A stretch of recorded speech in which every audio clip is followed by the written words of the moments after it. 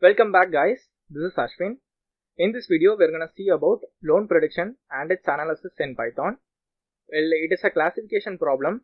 The overall objective of the problem is to predict whether the loan will be approved or not. So let's see about the data set.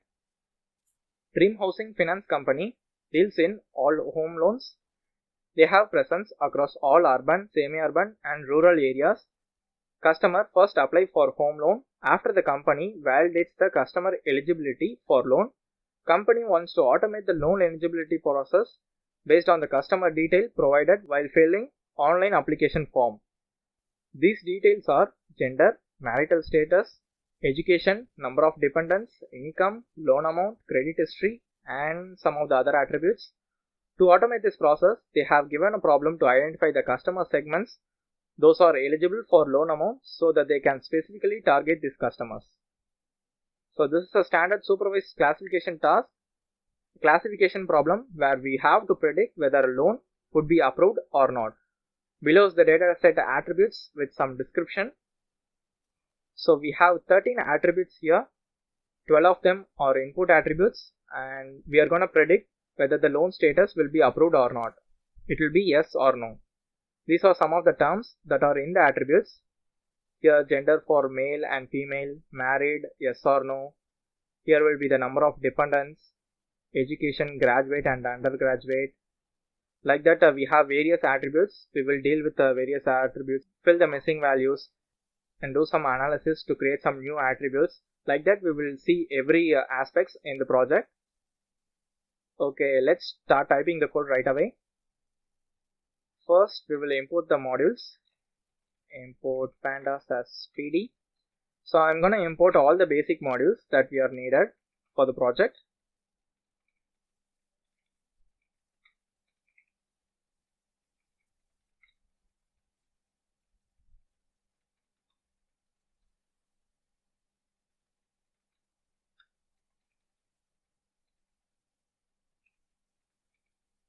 Okay, run it. It will take a while for the first time. Okay, we have imported all the basic modules. Let's load the data set. So data frame equals pd dot read csv. The data set is in the current folder, that is loan prediction analysis data set. Let's see the top 5. Run it. So these are the data sets. We are seeing the first 5 rows of the data set. These are the data. So this is the output variable that we have to predict, and the input attributes are in categorical form and in numeric form too. So we will analyze each and every attribute. Let's see some basic information or statistics. df dot describe. Now these are the statistics for numerical attributes. So the total count will be 614, and here in these two attributes some of the count are missing, so we can assume there are some missing values. So we will deal with that later. So we can see the average, applicant income and the co-applicant income and the loan amount they want to acquire. This is the loan amount term, the amount that they need to pay in terms of month, and this is some credit history. So it will be in the range of 0 to 1. So these are some basic statistics. Let's see some other information. df.info. Now these are the 13 attributes. We have 4 attributes in floating point and 1 integer. Other attributes are in the form of objects. We can also change the objects to some categorical or to corresponding data to reduce some memory also in terms of huge data. But currently we have 62 KB of data, so we don't have to change any of the data type. We will deal with data reduction in the future projects. Now let's go to the next step. Let's do the pre-processing. We are going to find the null values. That is df dot is null dot sum. Run it. So these are the attributes having the null values. We have 1, 2, 3, 4, 5, 6, 7. 7 attributes have null values. We have to replace the null values with some of the mean values or some common values. First, we will fill the missing values for numerical terms. Fill the missing values for numerical terms. I'll be filling the missing values using mean. So in the attributes, we have identified the numerical terms. Here the loan amount and the loan amount term are the numerical attributes. So I'll be filling the missing values with the mean of the column. So df of loan amount equals df of loan amount dot fill. Now that is fill null values. We have to fill the null values with the mean of loan amount. That will be df of loan amount dot mean. So it will calculate the mean and fill all the null values with the mean value. And next, loan amount term equals df of loan amount term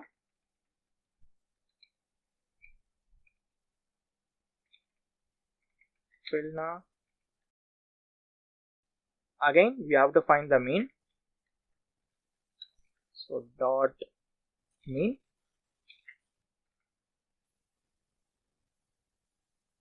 Okay, run it. Now all the missing values will be filled with the mean of the current column. Well, we have to fill the missing values for credit history too, because it is also in the numerical value, that is float. So that will be df of credit history equals df of credit history dot fill now. We are going to find the mean.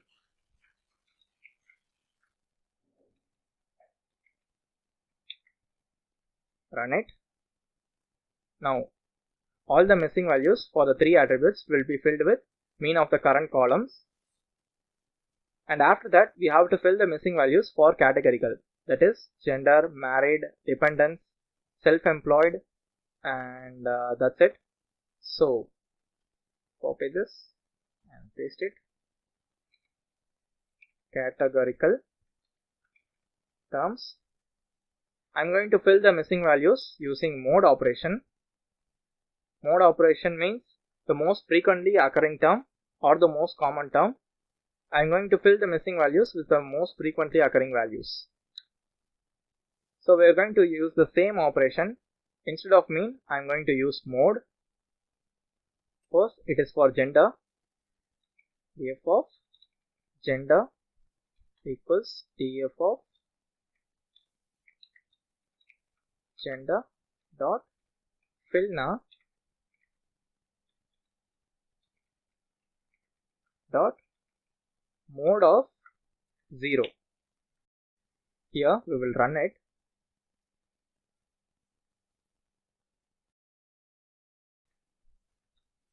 Here mode gives the result in the form of a data frame. So we need only the value. That's why we are using the subscript and with 0. If we input 0, it will give us the value. So we will delete this, and this is the whole thing. So we will do this for the remaining attributes, that is married, dependents, and self-employed. Okay, we have to do it for another one. Okay, married,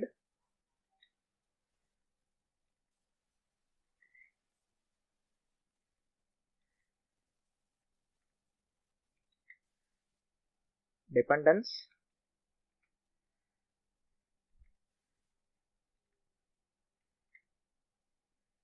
and self-employed.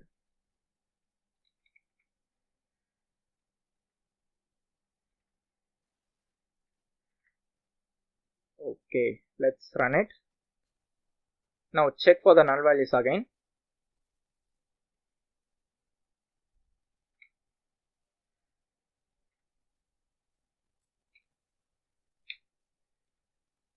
Run it. All the null values are replaced, so we don't need to worry about the null values anymore. Okay, that's it for basic pre-processing. So we have found the null values using mean and mode operation.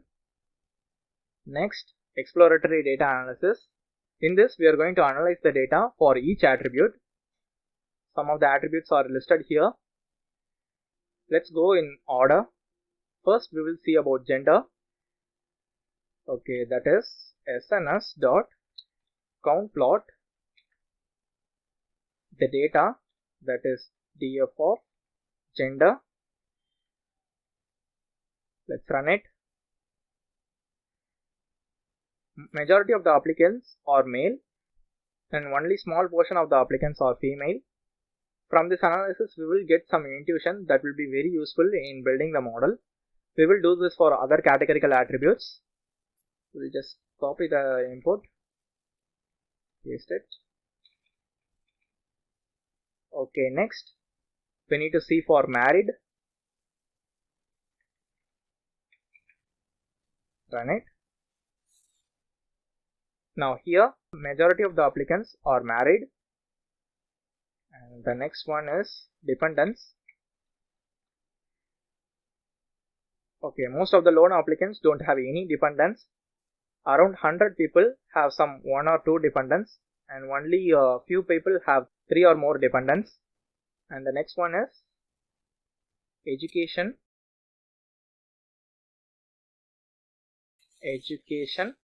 Run it.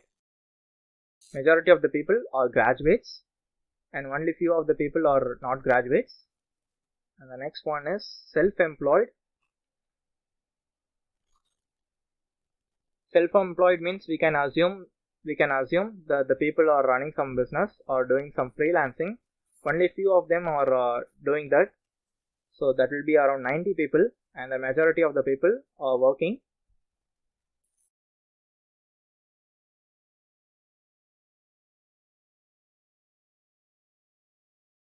Here, applicants are equally distributed in all the areas, urban, rural and semi-urban. Here the semi-urban has the majority. Still we can assume it is equally distributed because there is not much variation like this kind of graph. And lastly, we will check about the loan status, that is the output variable. Loan status. Run it. And we can assume that the majority of the loan are approved, around 400, and around 200 it's rejected. It's like 1:2 ratio. So that is good. I think we are done for categorical attributes. So we have explored all the categorical attributes, and the remaining attributes are numerical attributes. We will use this plot with some histograms to see how it's distributed. Some of the numerical attributes are applicant income, co-applicant income, loan amount term, credit history. Like that we will plot all the attributes. So this is for categorical attributes visualization. Okay.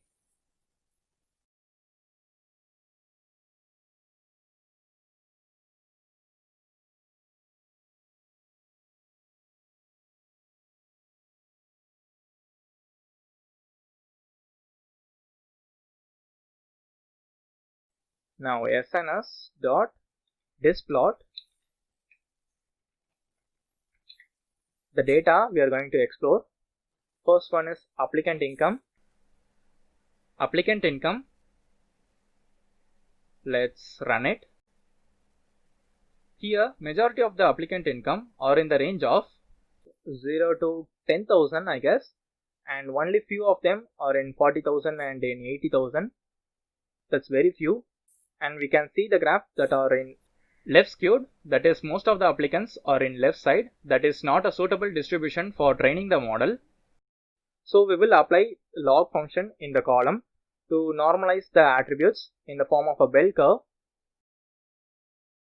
So apply log transformation to the attribute, that is df of applicant income equals mp dot, that is numpy function, log df of applicant income. Okay, run it. Now all the values are changed to log values. Let's run the same code again.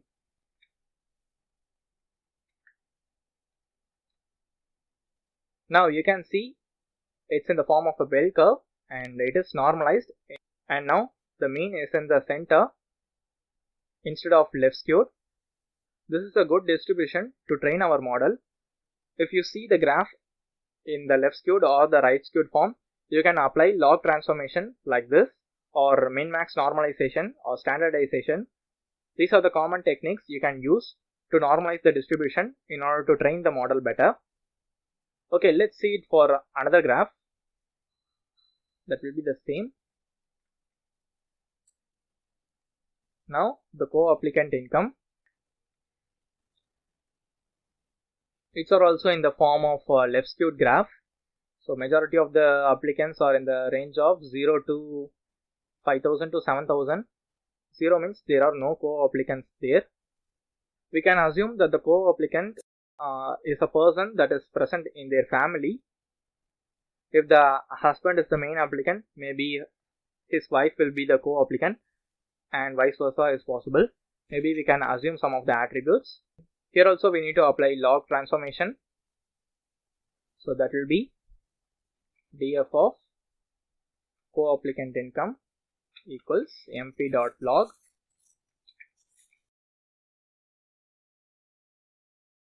Okay, let's run the code again.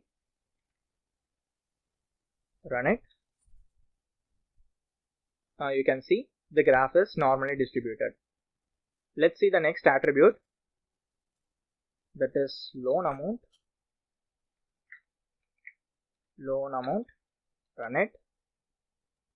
Here the loan amount is somewhat good. Still it's not in the normalized form. It is somewhat left skewed. We will change that also. That is loan amount.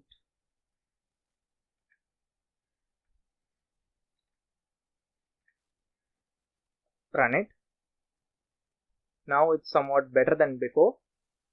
We have another two attributes. Now SNS dot displot df of loan amount term. Here the majority of them are filled by main values. I think this is the highest value. So we will apply log transformation.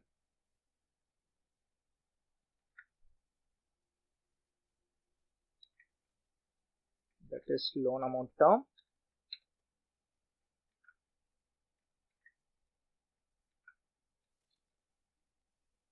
Still it's not much better. Most of the values are in 6.0, that is the majority of the values here. But the values are normalized somehow because the loan amount is in the form of 0 to 500 and the difference will be in terms of hundreds. Here the difference is so small, so that's also another important term that is required for better training of the model. And the last one is credit history.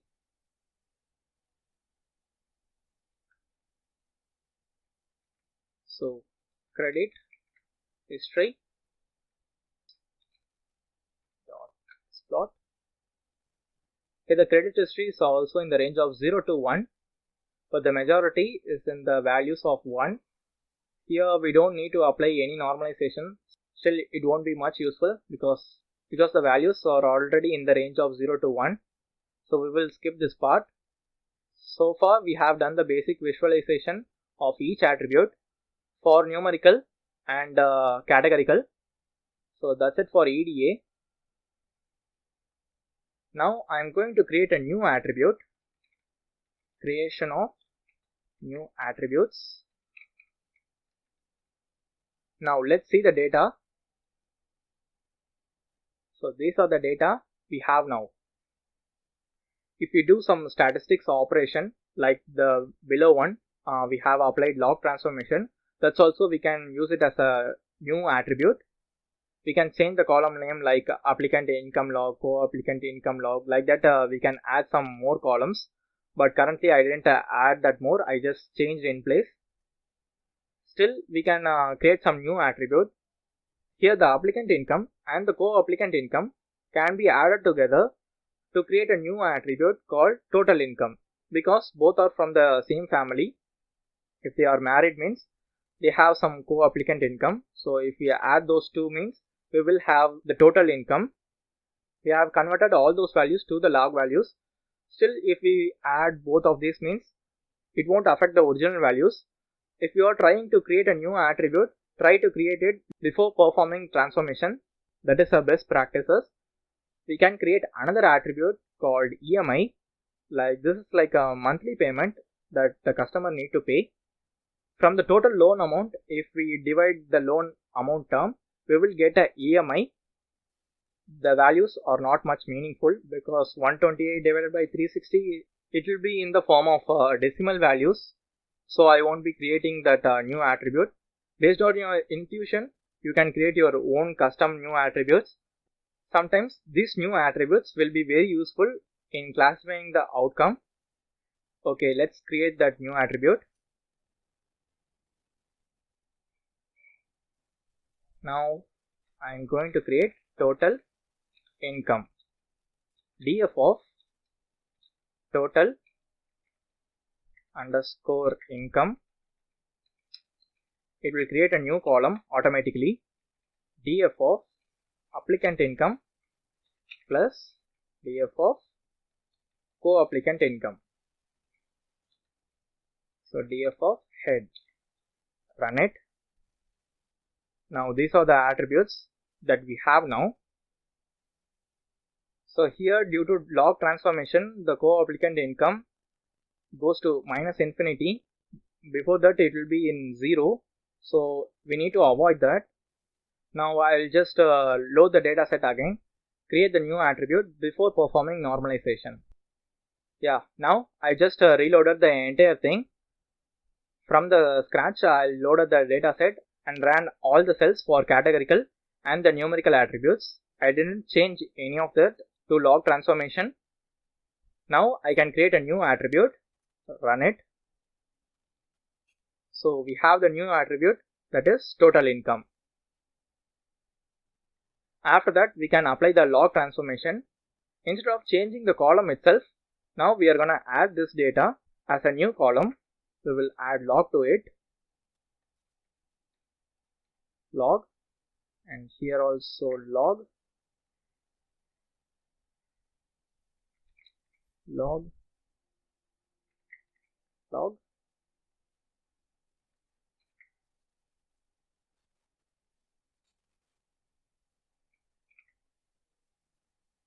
So I need to add this here also.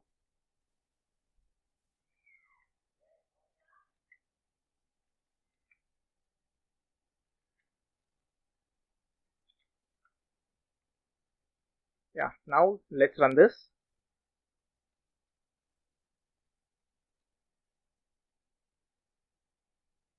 All the attributes are changed now. Now here we have created a total income, right? This also we need to perform the log transformation. We will change the cell to log transformation.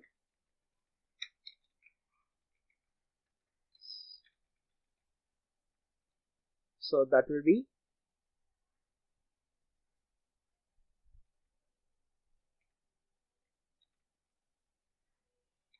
total income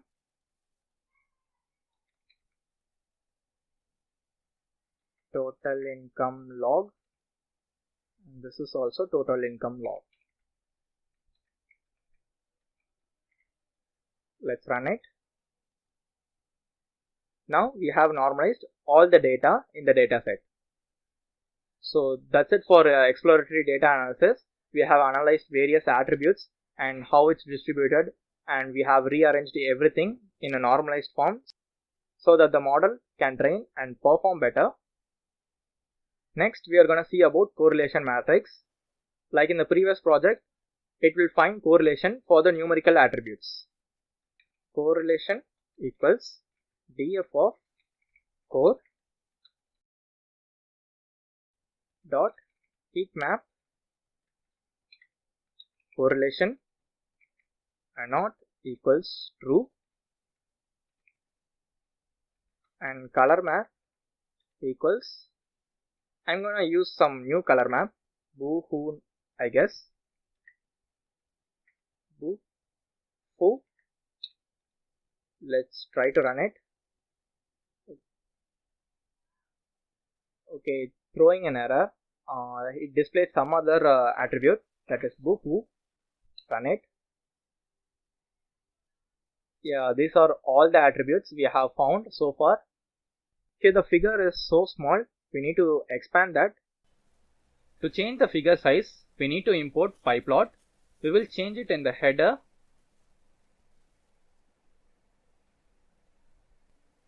From matplotlib, import pyplot, and again we will import matplotlib. Run it. Okay. Now plot dot figure size equals 10,10. Like that we can change the figure size for all the graphs if we want. Run it. Now the length is somewhat bigger, still we can see it very well. I can increase this to 15. So this will be 15 and this is 10. Yeah, this is a reasonable amount. So we have high density are plotted with dark colors, and the low density is plotted with white colors. So let's figure out some high density in the upper column. Here 0.89, 0.79 and 0.9, 0.94. These are all some close attributes. Let's see what all the attributes are there. Total income and the log values are there. So we need to remove the highly correlated attributes. That is, maybe we can remove the original terms, loan amount term, total income, loan amount, like that we can remove that. We will keep the log terms for training our model. Other than that, we have all these values. Here you can see the loan amount term is highly correlated with the loan amount term log, because both are same values. We can keep any one of them. So we will keep the log values alone. So that's it for correlation. Now let's drop some of the columns. Drop unnecessary columns.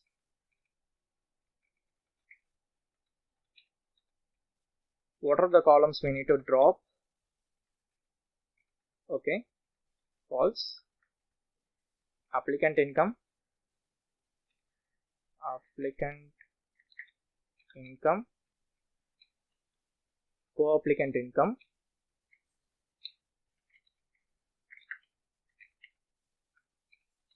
loan amount,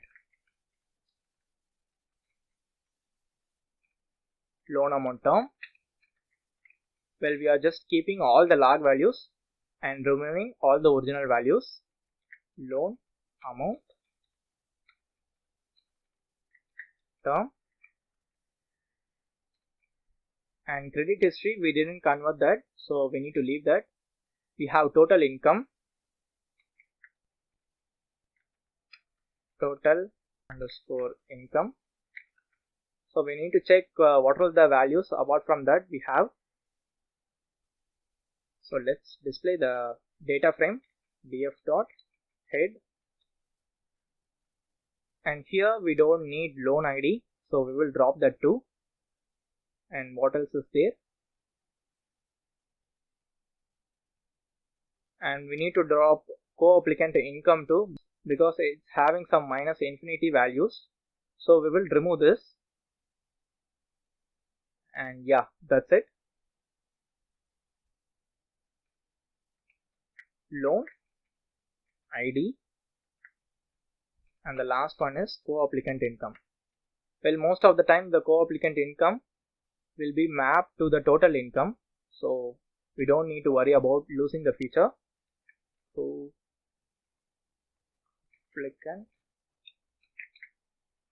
income log. Yes, co-applicant income log. So to drop the columns, df equals df of drop called columns equals columns, and we need to add the axis. So axis will be 1. 0 means it will be dropped in the row wise. So 1 means it will drop the column entirely. After that, let's display it. Now these are the attributes that are available to us. So that is good. Now we have so many categorical attributes. We need to convert it to numerical attribute in order to work further. So we will use the label encoding like we used before. Apart from label encoding, we have one hot encoding. We will do that in the next project. So for now, we will be using label encoding. So from sklearn dot preprocessing import label encoder. Now we have to specify the columns. So cols equals, we have to specify all the categorical attributes, that is gender, married, education, self-employed,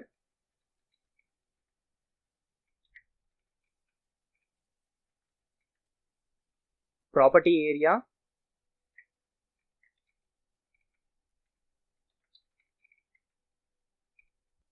here the output variable loan status, we also need to change that. So loan status,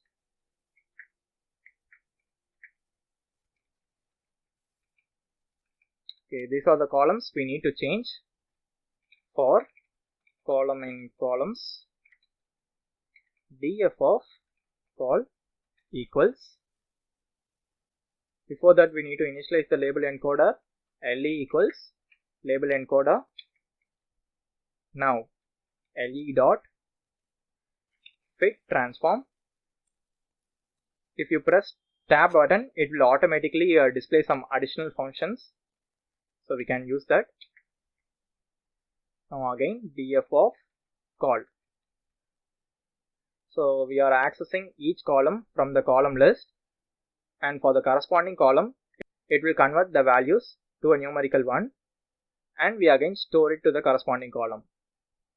Okay, let's run it. Let's display the data, df.head.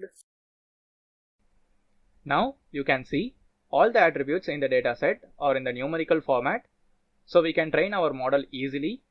Here only we need to notice about loan status. For yes, it is 1, and for no, it is 0. Before train test plate, we need to specify the input and output attribute, that will be x equals df dot drop. We need to drop the output attribute, that is columns equals loan status, and axis equals 1, and for the output variable, that is df of loan status. This is to specify input and output attributes. Run it. Now for the train test plate, we need to import a module from sklearn dot model selection import train test plate. Now xtrain comma xtest ytrain comma ytest equals train test plate, the input attributes and the output attributes. We need to specify the test size I'll be specifying for 30% or 25% is enough, 0.25. So I'll be training with 75% of data. Apart from that, we're going to add another hyperparameter, that is random state, random underscore state equals 42. Here 42 is like a common attribute that we are using for the random state. You can search about later why we are using the specific number like 42. You can use any number you want. It will be useful if you run the data again. It will split the data in a same manner. If you specify some other number like 1 means, after rerunning the entire program again, it will split the data in the same manner and your test results will be the same. That's why we are using random state, or else each time you run the code, it will show different outputs. So to avoid that, we are using random state. Run it. Now for the model training, let's leave some space here.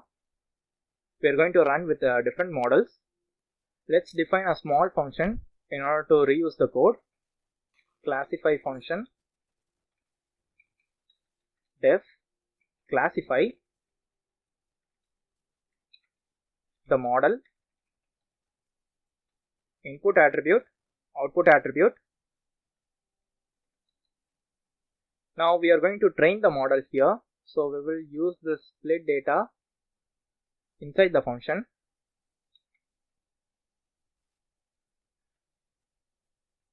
After splitting the data, we are going to train the model. Model dot fit x underscore train comma y underscore train. It will fit the model. After that, we will print the accuracy. Accuracy is model dot score x underscore test comma y underscore test multiplies by 100. It will display in the percentage format. That's why I am using 100. After that, I am going to perform cross validation in the entire data set. Cross validation. It is used for better validation. It is used for better validation of model. So basically, cross validation will split the data set into multiple parts. For example, if the cross validation is 5 means, it will split the data into 5 parts, and for each iteration, for training it will use 4, and for testing it will use 1. So for 4 parts it will use for training, and for testing it will use the remaining 1. Like that, it will shuffle the data set and do it for 5 times. You can change the cross validation size if you want. Currently I am going to use 5. You can use 3 or 5, that's the most common term.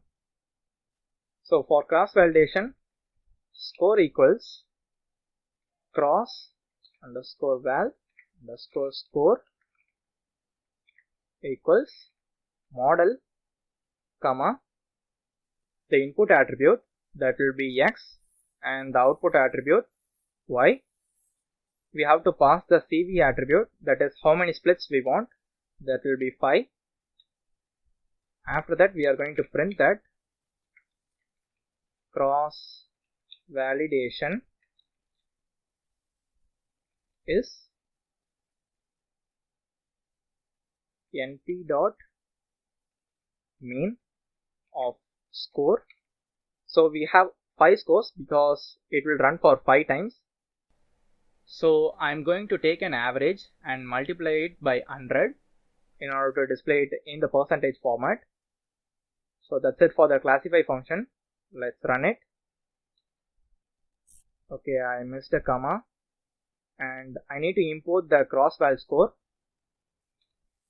from sklearn dot model selection import cross val score. Run it. Yeah, now it's running. As usual, let's run it with a basic model. That will be from sklearn dot linear model import logistic regression. So that is a basic model here. So model equals logistic regression, call the function classify model comma x is the whole input attribute and y. Yeah, I think that's it. Let's try to run it. Okay, I think we have missed one categorical attribute. I think the dependence, we have missed the dependence here. So we'll just quickly use this dependence, and if you run the code again, we need to add the dependence. Okay, quickly run it. Now it will change all this to a numerical attribute. We can remove this. Let's try to run this again.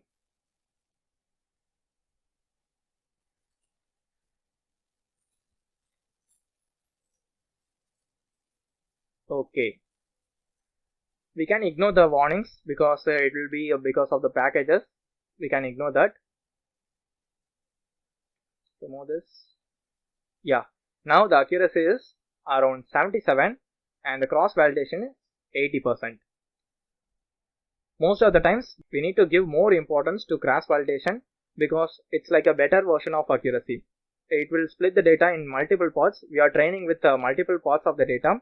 Instead of training with a single part, this will train with only one part of the data. So that's the disadvantage of only training with one. But cross validation will give you a better accuracy. That's the overall performance of the model. Like that, we will do this for other models. So from sklearn.tree import decision tree classifier. Now model equals decision tree classifier. Again we need to run the classify function. Run it. Here accuracy is 71 and the cross validation is also 71. That's somewhat poor performance for decision tree classifier. Let's see some other models. We will import random forest classifier from sklearn.ensemble import random forest classifier and extra trees classifier. This is somewhat a new function. Sometimes it will perform better than random forest and decision tree classifier. That's why I am using it here. So model equals random forest and again classify. Here the accuracy is 74% and the cross validation is 76%. Yeah, it's somewhat better than decision tree classifier. Let's do it for extra trees. So model equals extra trees classifier. Now again run it. Well, here it produced 69% accuracy and cross validation is 76. It performs somewhat poor than random forest. Yeah, in some cases it will perform better than random forest and decision tree. It depends on the data set and the models. Okay, out of all the classifiers for logistic regression, we got 80% accuracy. We can change some hyperparameters to improve the accuracy. Now I am going to change the hyperparameters of random forest classifier because it got 76% accuracy, around 77. Let's see how it performs when we change the hyperparameters. Just copy it.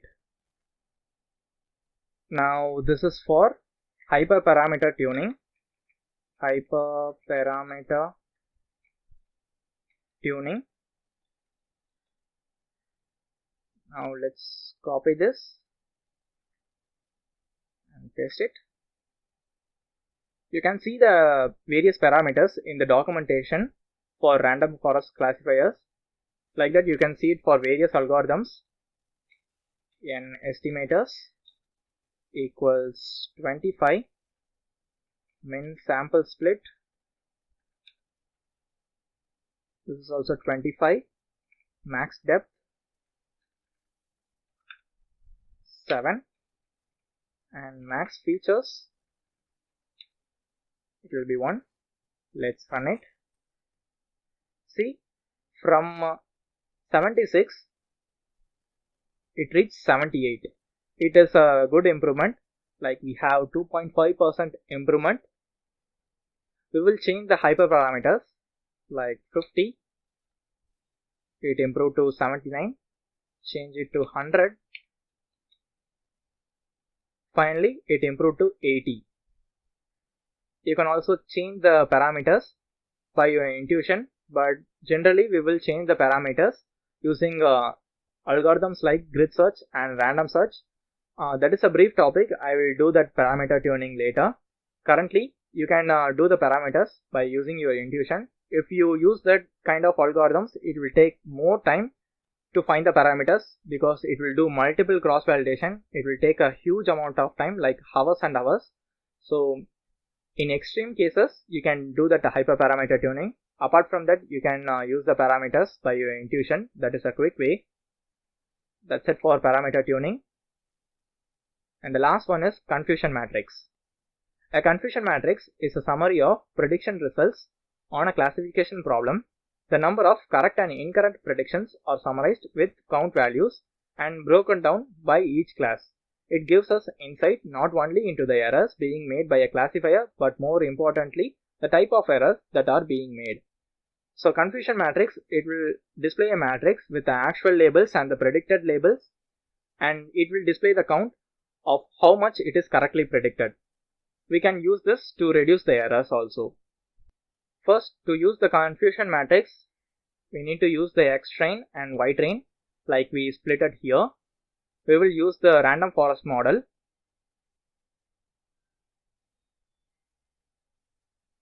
So model equals random forest classifier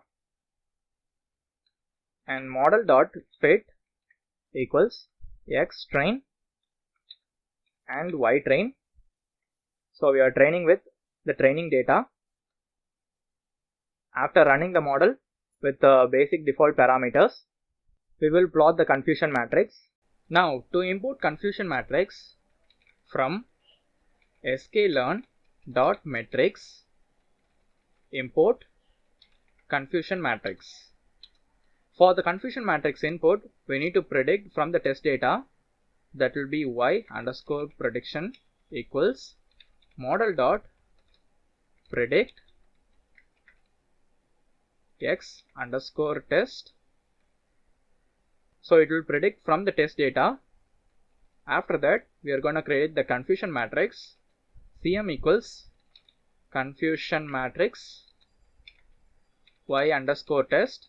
This is the actual values that we have from the data set, and the prediction values, these are the values that we have predicted from the model. Now let's try to run it. Now this is the confusion matrix. Here we have some numbers. We will display this in a heat map, that will be sns.heatmap confusion matrix or not equals true to display the numbers. Let's run it. Now this is the confusion matrix, and these are the labels in the matrix. In the left side we have actual values, and in the bottom side we have the predicted values.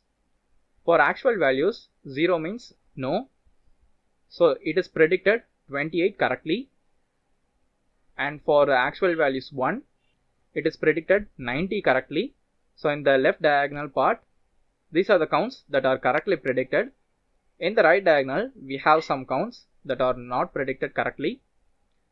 So for 0, we have predicted as 1, that is 26, and for 1, we misclassified as 0, that is another thing. Out of all, we are mispredicting the values for class 0, so we need to train better for class 0. Like that, we can get an assumption from the confusion matrix. If we have multiple classes, means the matrix will be a n cross n matrix where n is the number of output class. So we can assume in the diagonal part it is correctly predicted. Apart from the diagonal, if we have some numbers, means we can assume that it is an error or mispredicted values. So this is the confusion matrix. We can plot some actual values and change the zeros and ones if you want. That's all graph section. If you want to explore more, you can explore it. And that's it, guys. So we have analyzed the data set for loan prediction. If you like this video, hit the like button and don't forget to subscribe the channel for future videos. See you guys with a new project.